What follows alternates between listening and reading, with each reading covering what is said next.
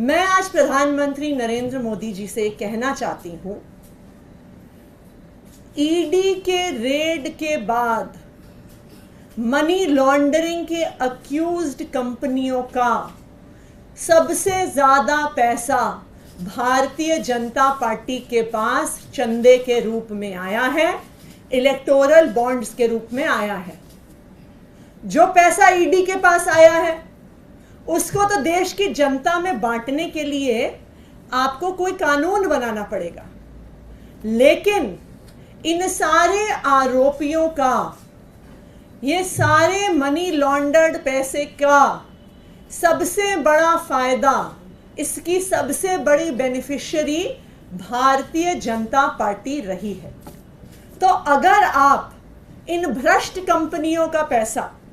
in money laundering कर रही कंपनियों का पैसा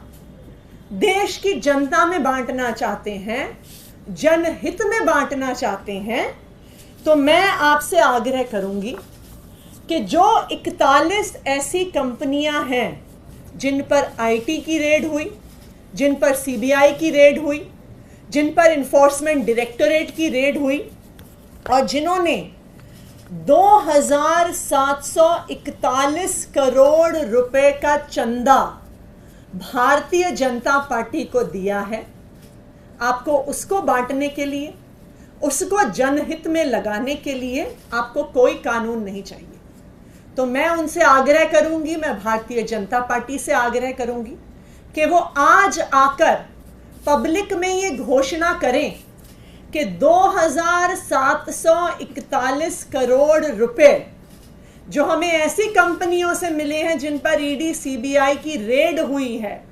उसको हम प्रचार में खर्च नहीं करेंगे, उसको हम चुनाव में खर्च नहीं करेंगे, उसको हम देश की जनता में बांटेंगे,